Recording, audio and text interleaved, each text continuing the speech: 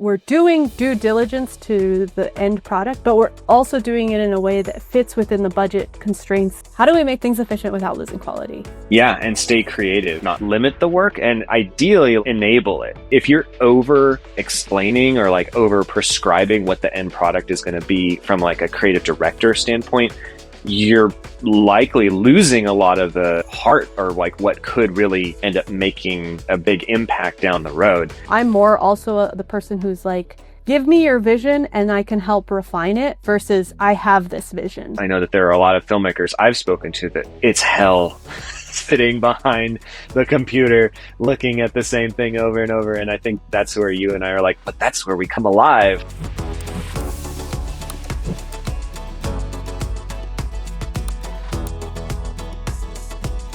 Welcome to Let's Fix Post, a show about making post-production smoother, smarter, and more collaborative for creative teams and editors alike. Hit subscribe now so you don't miss future episodes. Today I'm chatting with Raquel Robles, a senior editor and supervisor at Archaius Creative who has been in the trenches with us since 2018. What's really valuable about Raquel's perspective is her focus on the editor's seat. She gives us a look at the unique mindset required to thrive in post-production.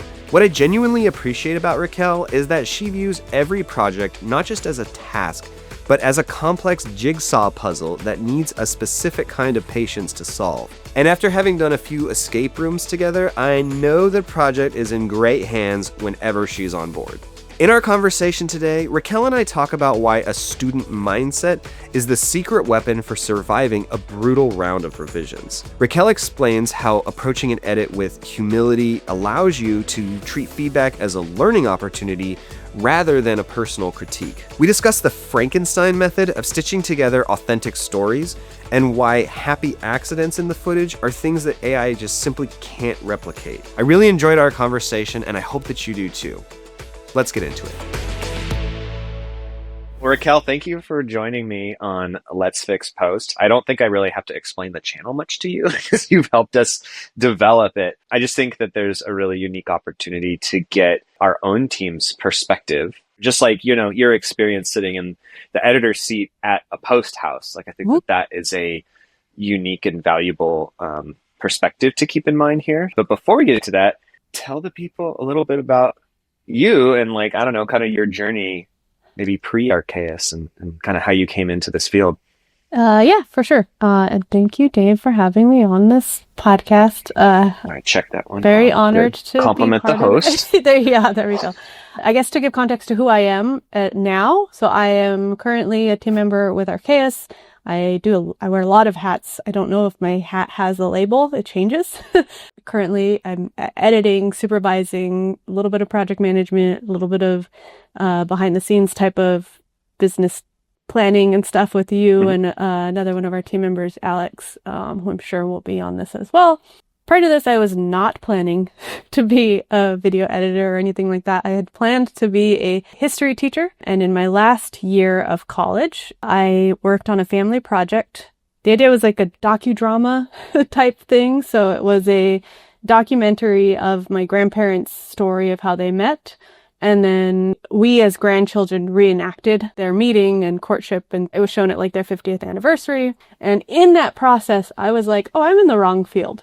Like, I don't want to be a teacher. I want to edit. Just being in that aspect of storytelling and just creating films, like I just really loved it. In my last year of college, I just kind of like really tried to find opportunities to figure out how to build this skill because like I previously didn't have any, like I had things in high school video projects or whatever, but like I didn't have any like formal training. So I looked for our opportunities with like internships, freelance work, also just doing projects on my own as well.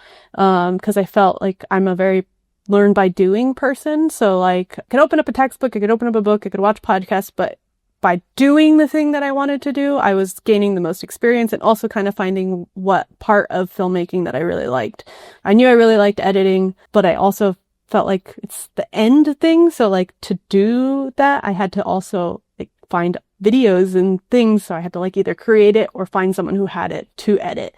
The biggest learning aspect for me has just been doing and refining that through feedback and things like that, working with other people who have better skills than I do to like to become a better editor and everything like that. Yeah. So really having kind of like the student mindset, right? Mm-hmm. Like you're there to learn. You don't know everything. I think that's a good quality to have. Just I think that we look for that when we recruit too, right? Like somebody who there has to be that innate skill, and you have to like bring some amount of passion and talent to the table, but also especially like we'll get into like revisions later, but as you know, revisions like almost every project, right? It's pretty rare that a project wouldn't have revisions. So in that comes a certain amount of humility of needing to be like, oh, I recognize, what can I learn from this situation?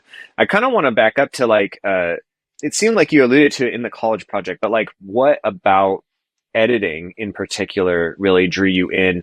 And maybe what about the other elements, maybe particularly production, right? Didn't you like? Maybe I'm just biased, but I think it's more common that like people will fall in love with the filmmaking part of it, the on-site part. That's where all the cool gadgets come in. If you have like celebrities, right? Like there's a certain amount of like prestige that goes with that. There's more visibility than the editor. And it'd be interesting to hear what about it drew you in, because I feel like it's a more rare breed that people might not realize that there are people out there that really do like being behind the computer, and just everything that comes with that. What drew me to editing was probably just like I'm a person who loves doing puzzles. Like I love, like on my table right now is actually a puzzle, and like a jigsaw puzzle. Like a jigsaw puzzle, yes. Uh-huh. I also love board games, which got to drop that one in there. Check, yeah. I feel like when I started editing, it felt like a puzzle, that the pieces weren't created. Not only was I figuring out the puzzle, but I was like creating the pieces of the puzzle, kind of like, yes, there's footage and things that are the puzzle pieces, but I'm trimming them down to create a puzzle piece kind of thing, to then create this like end product. And so I feel like being a person who just really likes to solve something and create something out of something that doesn't quite seem like it could be something, or piecing together aspect, really always like intrigued me. And then I realized pretty quickly that I'm someone who doesn't get bothered by like watching the same thing over and over. Yeah. Which I feel like is a super important quality as like an editor. Like I would be editing sometimes without headphones, and like, you just hear that same like thing over and over, and like whoever would be in the room, like my sister or something, would be like, stop, please stop. And I'm like, I have to watch this and make sure the cut is right. But it didn't bother me. Like I loved just sitting in it for, however long it needed to be to sort that out. I don't know what type of person that is. I maybe shouldn't put a label on it, but I know that I'm that type of person, that I like to like spend the time to figure out how to make something out of it, and to like, refine something. As far as the other aspects for like things that like I didn't like for like the pre and production side of it, I think there's parts of it that still do attract me to it, but I think by nature I still am I'm a cave person. Like I like to like, I'm like a very introverted. I like to, be in my little bubble, but I'm mostly that person where I feel like people who are within production are a little bit more outgoing and like kind of like just like to be in the mix of things, and I'm a much more like sedentary person.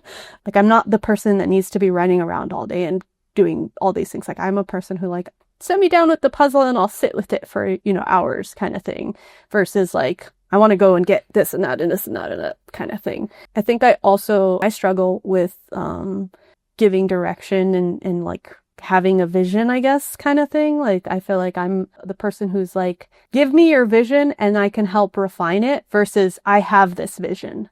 Like I tend to feel like I fall in that category. So I think that's another reason why I like editing, because it's like a lot of that is done and now I can help create something out of that kind of thing. Yeah, absolutely. I mean, I think it's like the difference between being the one who's like planting the seed versus the one who's watering the seed, right? Like I struggle with the same thing. I remember like I applied to the film school at SC. I didn't get into the film school, but I went to the general school. Part of what I think really I just didn't put in the effort, and like I just felt very counter characteristic was like, you had to write, like submit like a creative essay essentially that was like, I think it was supposed to kind of be like a short story that you could adapt into film or something like that.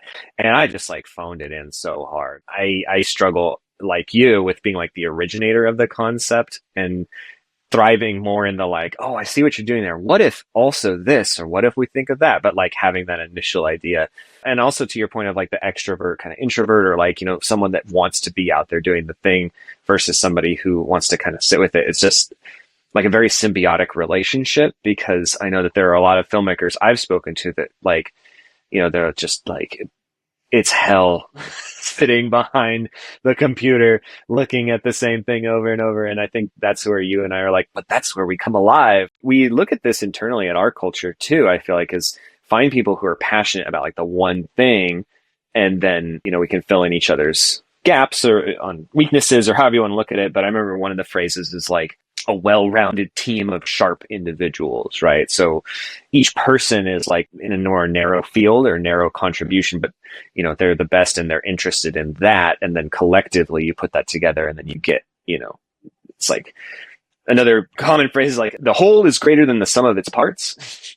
If you've heard that. So yeah, I mean, I feel like there's a lot of that in there. And then, yeah, to your point about like somebody else being in the room listening while you're editing, like I have very vivid memory of my wife Brittany sitting in the room and being like, and it's just the same little tiny, not even a second maybe of the song that she just keeps hearing, and she's like, why do you need to watch that so many times? And I'm like, well, I'm looking for something different each time, right? Like I might be looking at like, where's the eye line go? And then I'm looking at like, where's the pacing? Does it make sense from a continuity standpoint? There's just so many different little details about it. Yes. To look at while you're repeating the same little section. Yeah, I feel like as an editor too, it's like, it's not only like you're looking to refine that idea and that moment and you're watching it over and over again, but like for me too, I'm like, I'm going to try this and like spend 20 times to kind of get that moment right. And then I'm going to say, well, what about this? And try another idea.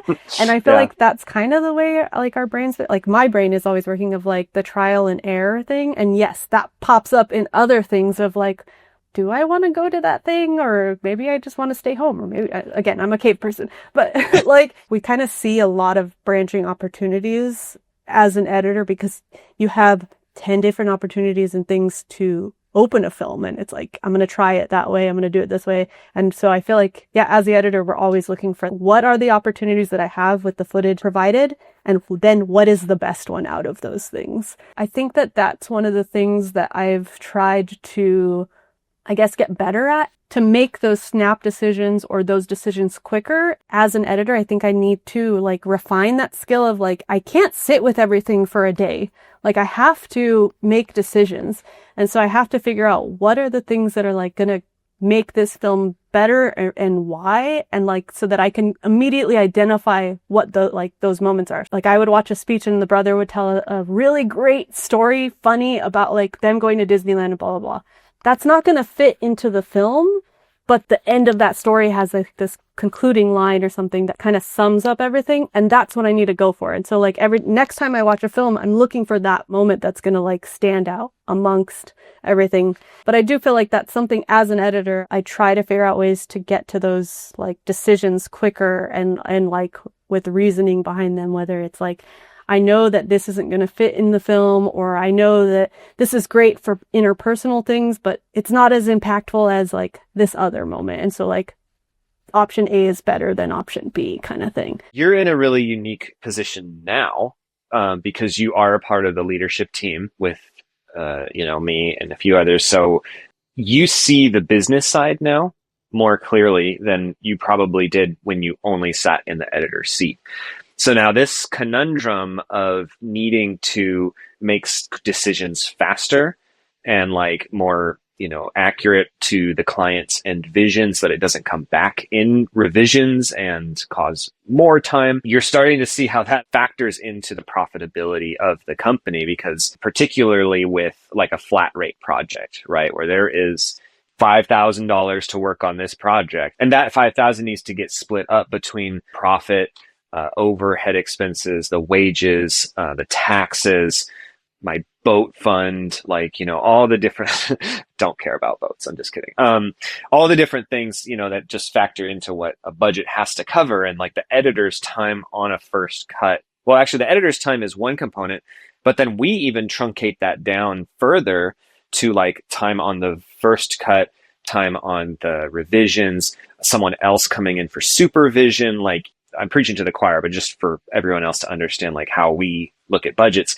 So basically that all results in an hour allotment that the editor is given to operate within. And you've been really instrumental in crafting the quotes and the rates and the budgets and everything that go out to clients, because you do still sit in the editor seat. It's just such a valuable perspective, because this is something I found is like the further removed I get from the discipline of editing, the faster I think it should go. Where I'm like, a 3 to 5 minute wedding highlight. Yeah, you could do that in like 4 hours. And it's like laughable, right? Where, I mean, there's tons of variables that factor into that, but that's like a pretty low, unreasonable bar to set.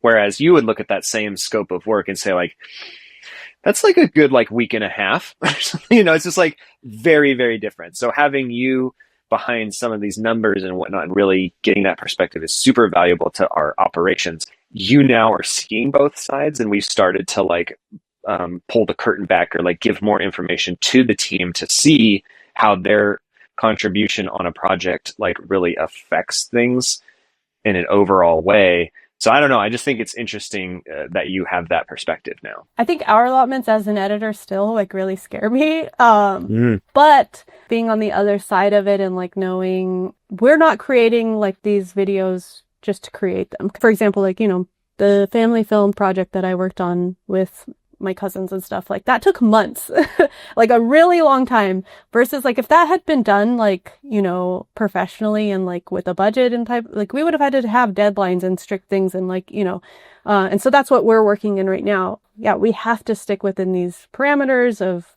our allotments and deadlines and due dates and things like that. It's striking like a really interesting balance. Like we've had a lot of conversations about how can we make our workflow efficient enough that we're doing due diligence to the end product and like the work that we're doing, but we're also doing it in a way that fits within the budget constraints that are offered to us by, the end client, that they only have a certain amount of budget and that they can pay for these projects, which is understandable.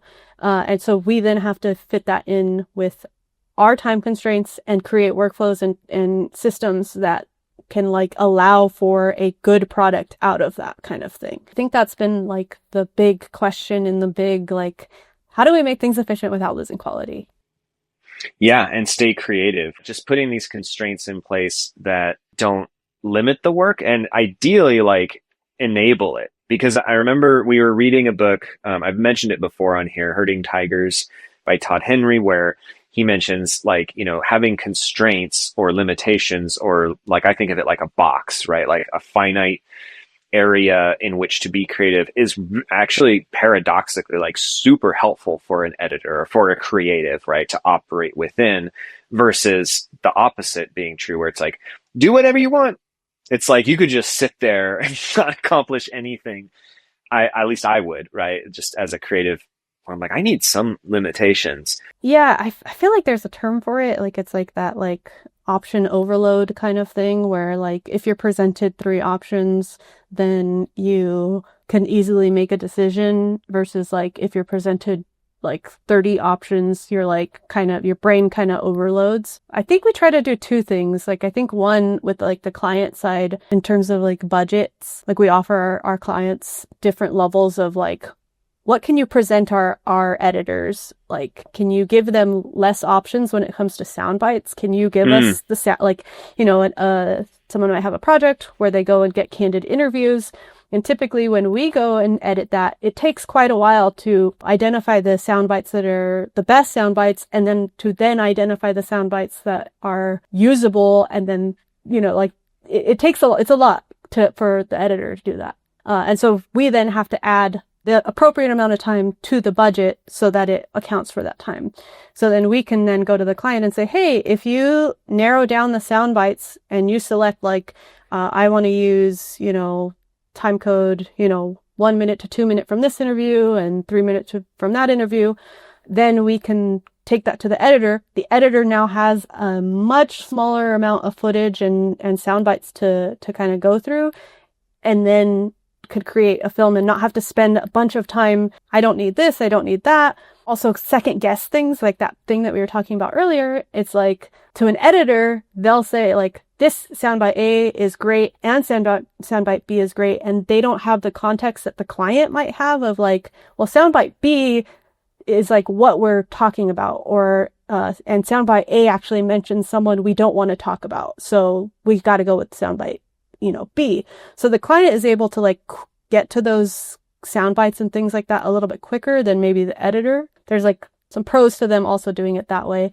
And then now when we get to the edit, we can now lower the amount of time that the editor has to work on the film, because they don't have to spend the time going through all of the sound bites from raw, and they go down and use these selects. And now they just have to focus on sorting those sound bites into a really good narrative, which is what I think we like really excel at here. So knowing that there is this exchange of time, that's how I look at it, right? Like if you spend more time to the client, right? If you spend more time up front, it'll save us time on the back end, which translates into cost savings. Are there any other costs that you can think of being associated where the client isn't tasking the creative team, or the editors, with choosing what they feel is best?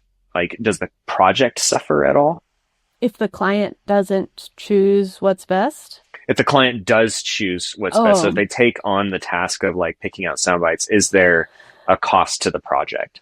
There can be. So for example, like I feel like sometimes we as editors, I don't know if it's a technical term, but we'll like Frankenstein things together. But like reality TV does it all the time, where they like really pull all sorts of stuff and make something, entertaining or whatever that wasn't quite there. I mean, I don't think we go to the extreme of like reality, like TV, where it's not the truth kind of thing. We are able to refine something that is kind of like a very long-winded speech, but we're able to like get that down to like a really solid like story or soundbite or something. I think we as editors can identify that and be like, oh, this is a really long-winded speech, but I can get that to be a 10-second great moment.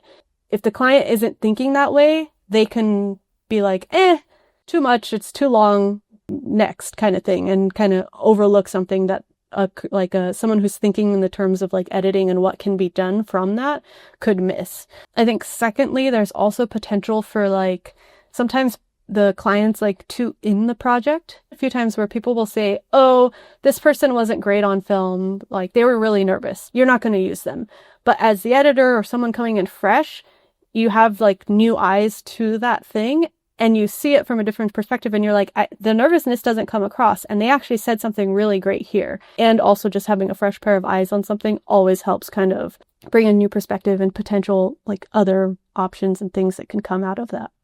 Yeah, this term Frankensteining, that I don't remember where exactly it came from in our nomenclature, but yeah, we very much throw that around, of this idea of like stitching together, right? Like different pieces that weren't related, but now they make sense in a way that conveys an end point that is authentic to what was being communicated, which I think is where it might deviate from reality TV, is that inauthentic, they're trying to portray something else sometimes. And then, yeah, I mean, I know that there are tons of times, especially when it's like more guerrilla style or like candid style shoots versus something that's super produced, where they're like those happy accidents where they're like, I didn't even know we got that. Like the mic was still running and we found some little hook that we could use to open the film with something that wasn't planned. Or like there were some films where like the way they move their camera at the end of the shot before they hit stop on the recording, and then we use that, either reverse it or like just some transitional element, where if you're over explaining or like over prescribing what the end product is going to be from like a creative director standpoint, you're likely losing a lot of the heart, or like what could really end up making a big impact down the road. I think that starts to tiptoe into this conversation of like generative AI. I've had some conversations lately where it's like, it could go any number of ways, but like the two big ways are that either the bubble bursts and it pops and we're all like back to square one with where we were, or the tools become so good that now companies are looking at like, do we hire a DP or do we like generate this thing? And it's now like jobs are at risk and all this sort of a thing. one of my rebuttals or thoughts to just add into the mix is like, I would imagine that you lose all potential for happy accidents of like things that you didn't think would work that would. I think especially with a lot of the candid stuff that we do, like interview based stuff where it's like, oh, look, all of the guests that you interviewed spoke to this one part of the resort that like no one was expecting. And now we can spin up this whole new deliverable that like serves, some other purpose for the resort or whatnot. So having kind of the human there to mine through all of the coal to find the diamonds, right, and arrange them in such a way, I just would imagine that would get lost with like AI generated content. Yeah, there's a level of authenticity, like that word got thrown around a lot, especially like when we were looking for music. Oh, it's got to be authentic. What does that mean? And I feel like nowadays it kind of actually is something you can identify, like things that are authentic versus not. And I feel like a lot of times AI, it's not authentic. It's not human made. It doesn't have that like spark of life. It doesn't have like, there's a coldness to a lot of the things I've seen from AI, voiceover, video, that kind of thing. I haven't done too much experimentation with like video generation. But what I have experimented with like the voiceover stuff, there's a miss to it, for example, like we just did a project with a voiceover and like we got several different like talents kind of thing to audition for it. And so we got to hear how 10 different people approached the same voiceover, real people. And one of them who wasn't selected as the end person, like really kind of like nailed in on a certain word where they like said it with like a little bit of like rough to it. Like, I can't remember what the word was, but they said it that way. They had that human element of like, I'm going to say it like amazing, like however, whatever it was. And so like the client was like, I like that. Can you ask, Sarah to say it that way? And like, I don't think we have that with AI. Like, I don't think we have like this, like, I mean, maybe, again, I haven't experimented with it, but yeah, I feel like with humans, we have different ways of approaching things, different, like you said, happy accidents that were like, I didn't even know I was recording. The tools aren't there yet. I wonder that fork in the road is going to come where they're like, oh, they can deliver on all this stuff now. And it tricks the eye enough to not feel cold. And it tricks the ear enough to sound authentic or like organic or whatever, right? Like I think the tools have the potential to get there. Whether or not they're there in their current state is like, another conversation. But I was thinking back to like the situation of like a client like over prescribing the details to a project or not giving specific enough direction. So as an editor and often as the person who needs to then translate what the client said to the editor, you might not be the one pushing the buttons at the end of it, but you're still the one taking in the information. If you could like rank, I don't know, maybe pick like three variables around the things that we found being helpful for an editor to know, like at the very start of a project, to really nail the V1 as close to the client's vision or as close to like accomplishing the goal of the project. What would you put at the top of the list? And this is like a project that has a script or doesn't have a script. Yeah, let's say it's candid, okay. Unscripted. First and foremost, like one of the most helpful things is having some like creative samples that the client wants to emulate. And along with that, the things that they identify as the things that they like and maybe don't like as well. Sending a video and saying like, I love the opening of this, or I love the narrative of this. And so if we're trying to recreate certain aspects of it, or they want to kind of get certain types of feel, I think having samples are super helpful. So that's probably number one. Maybe I won't rank these. I'll just kind of say these. So that's one of them. I think another really important aspect is to know who the end audience is. Yeah. Knowing that, this is going to go to this certain demographic, like seniors or something, then we can aim to like tailor the message or the visuals to be what's most relatable to that demographic or viewers or whatever. So I feel like knowing the end audience is also really important. I mean, there's all the like technical things of like the due date and that kind of thing. Sure. But let's say it's based on, interviews, like you said. Like if there's any sort of information that was like on the shoot date, kind of like that nervousness info about that person. Like if there's anything like that where it's like, this person went off script and it was great. Like you should probably look to that first. Like that way the editor can kind of go towards that as like a guidelight of like, oh yeah, I'm going to go to that interview first and then I'm going to kind of go through the other ones. Or if there's like, we interviewed 10 people, but like 8 and 9, we just interviewed them because like they were there and we didn't want to like make them feel bad. Don't Sure. include them. But like an editor would be like, I got to include everyone or something like that. So like knowing like some shoot details like that, or kind of like where to start and what is like the most important information to convey from those. So like the key points to hit, those types of things I think are super helpful. If there are requirements, like we need to include person A and C. Ideally, can we get B in there? If not, for runtime, then leave them out. So details like that are super important too, because my perspective, I'm like, they filmed 10 people. I need to get all 10 people in kind of thing. Sometimes I'll put myself at that box, but that's not like what is needed for the project kind of thing. Or it would trigger like you reaching out and now there's like a slight delay in the project versus they communicate that up front. And then now you're just like off to the races as soon as you get the media. Mm-hmm. I guess I'd summarize like inspiration pieces, right? For the first one with validation or like key details of why. 2 would be the end audience, who's the target demographic.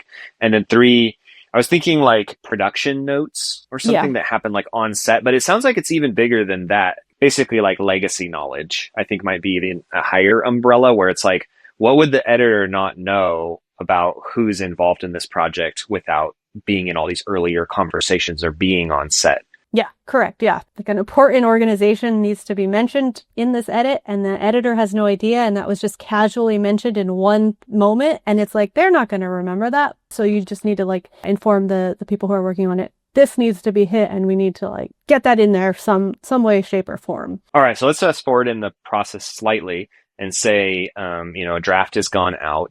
Revisions, right? That's the next logical, like almost you can count on it, right? There's very few projects that they're like, perfect, wrap it up. It's always some minor tweaks, which is to be expected in creative work. So now that you've been both on the receiving end as an editor and then in the middle seat in our process is like the internal quality control seat is like the supervisor. That's the term that we use for that position. What have you learned having sat in the editor's seat that maybe has guided the way that you give revisions and then like kind of, back that out to like, it'd be really helpful if clients, gave revisions in these same sort of ways. Like this is really helpful when it's always, included or phrased or whatever. And then this, like these sorts of revisions are like not helpful. Yeah. I feel like I always try to give some sort of context to the note that I'm giving and also like the why. And then also I try to give a suggestion of like what I think would work best for the change that I'm asking. Like the reasoning that I'll do that is because I feel like if I got a note where it's like, this doesn't work, and that was the only note, and it's like, well, what do you want me to take it out? Do you want me to replace it? Do you want me like, why isn't it working kind of thing? And so like, I feel like when I'm leaving the notes, I'll try to be like, oh, this shot was awkward because of this. Could we maybe take it out and extend the other shots around it? Or could we find something that matches the A-roll a little bit better? Something where it's like, explain, say what's not working. And then I'll say like, my idea is this. And then like, I'm totally open to the editor coming back and being like, I can't do that, but I can do this. And I think that's always like the best kind of response because like, I might not know the footage and the things that they're working with. So they know best. They've been sitting in that project for days or weeks or whatever. Weeks is a long time, but they've been sitting in it way longer than I have. So they know what they can actually do. So yeah, I always try to offer an idea or suggestion just to like get the momentum going on that change, but always willing to hear what other option there is to address the initial concern. So that's how I try to phrase any changes that I ask for. Yeah. And I think that could translate in varying degrees to like an end client, right? They might not have the familiarity with even how to express alternatives for how to solve the problem. And I've started to actually try to practice this a little bit in my supervision of things where I'm like, this isn't really working for this reason. Mm-hmm. and I like won't offer creative solutions to do it. Like I'm trying the opposite, right? Like it's kind of what we were talking about earlier, where it's like, we might try different intros to see what fits best for a video. It's like I'm trying a little different supervision approaches with editors to see what happens. Because I just worry again about like the over prescription where they're like, okay, I had to find that. But to your point, like they could often come back and say like, well, I can't do that, but I can do this. So it's not like they'll force it through or just not do it. It's like that creativity can still come up. But I've been playing around with a little bit more vagueness, but I do agree that like the context of why something isn't working, like this isn't working because the color changed too much, or this isn't working because the continuity's messed up. I definitely double down on that as an editor, that why, like what about it isn't working. Yeah, so I have one last question because I don't want to just run all of your time today because I know you have projects to get to, but I feel like there's a lot of ways that we could take this conversation. I would love to in future episodes. But for now, kind of like my parting question to you is timely based on the situation that we as a company are finding ourselves in right now, where we're starting to toy with this idea of growth. And so we're going to be in this situation where we're needing to find a new editor. And part of that chain of events that's going to happen is needing to evaluate the characteristics and the qualities that somebody in that role is going to have. And while that is like specific to our situation as a company, I think it also could apply to listeners who are just needing to find a solution to their post-production, regardless of which direction it is. It could be a B2B solution like us. It could be an in-house hire, so an actual employee, or it could be like a freelancer or a network of freelancers. But I think regardless of what their choice is, there are still these core characteristics in that person or that team that they would be looking for. So as a supervisor on our team, as we think about growing, what do you think our like must-haves are for the characteristics of an editor? They need to know how to edit. No. Have Premiere.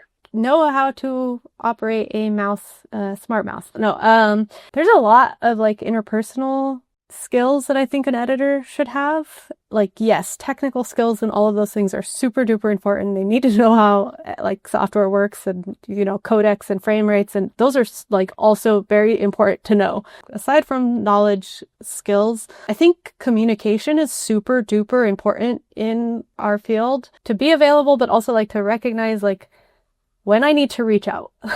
like I said, like I'm a cave person. I like to be, and I like to, and I get scared to like raise my hand and ask questions kind of thing.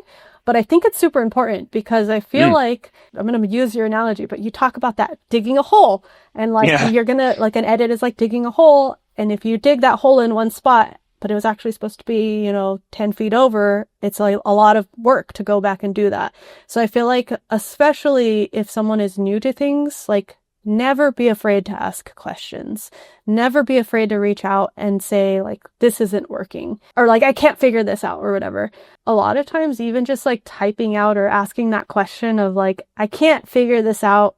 Like, and I'd reach out to my supervisor and be like, I'm having trouble with this. And like, just by me typing it out was like already getting my gears turning of like how to fix it. I would still reach out and ask kind of thing. But like, I feel like even just like having that mentality of like, I don't know the answer to this, and I don't know, so I need to like collaborate. So I think like having open communication in general is super important, and like not thinking you have all the answers. Not feeling like you know everything, because no one does. We're all learning. We're all on this journey together kind of thing. Some people do have more knowledge than others. It doesn't mean they have the answers to everything kind of. So you don't have the answers. So don't be afraid to ask. Have humbleness and humility around like, I don't know this and I would like help figuring it out. I think there's like also, like, I guess, a balance of like reach out, but also know how to use Google. So like, sure. Sometimes the reaching out isn't to your supervisor, but to Google. How do I do this? So like just being willing to like figure things out and in different ways. The willingness to learn and the willingness to like accept critique. We're critiqued all the time. Like, this doesn't work, blah, blah, blah. Like, you just spent a day working on the edit and blah, blah, blah, it doesn't work. I mean, I know no one on our team is going to give that feedback of this doesn't work because they don't like the person. Like, it's never a personal thing. Having a certain level of like ego that does it, like that allows for critique, because we see something this way and we do it this way. And then when that person, like you give it to the supervisor, the end client, whoever, they're going to have their own opinions and their own things that they're going to want to change. Like you said, almost like 9 times out of 10, the edit will have revisions. So never feel like you have to take things personal. Always be open to that back and forth. So I don't know what the name of that characteristic is, but like to just have that openness as well. I'm sure there's so many others. Like for us, I feel like a huge thing is just like the people that you work with, like get along. The culture fit, right? The culture fit. Yeah. Just like, but just a friendly attitude of just like, you know, everyone on the team, like no one is like, we're not on Survivor. We're, you know, it's okay. You can be friends or like have a friendly interaction. There's no like, yeah, maybe there's some like, I want to have the best edit this month. I want to get a bunch of stuff or whatever, but that doesn't mean that there's no like animosity between team members or anything like that. Oh, you're saying like with on the team itself, not between client and team member. Yeah, I think we always try to look out for the best for our clients kind of thing. And so like we're never, I guess, assuming anything like the worst from our clients as well. Assume the best in people. I think those are great characteristics to look for in whoever is handling your post or even like creative projects at large.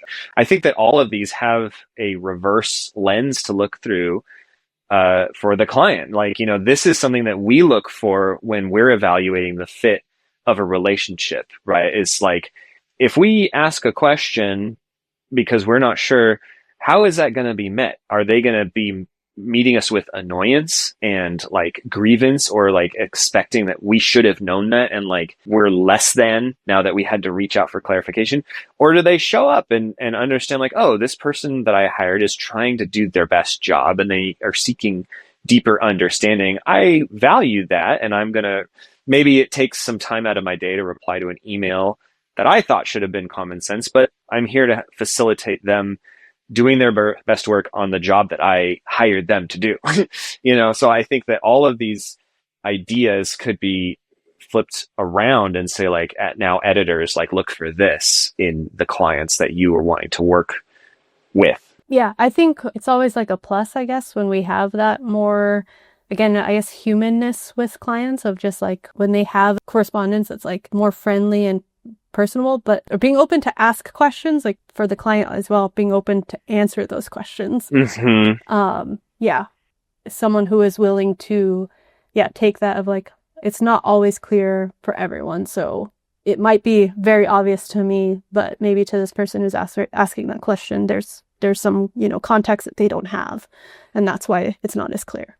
Yeah, all of your answers make a lot of sense to me from the position that we're in. But what's interesting is like, I feel like there is like a big asterisk at the end of all of this. It's like, but not every relationship requires these things, or like, these are not the things that are most valuable in that. Speaking from more post-production perspective, like there are definitely solutions out there that are like completely transactional. As a client, you do not speak to the editor. You don't speak to a project manager. Like it's all form-based and you just send it on a portal and then you get back the thing and then you use the thing in what you said. And it's just like very, again, transactional. And we come from a very relational standpoint. We're not interested in starting engagements that function primarily transactional. Like there has to be a transactional nature to it.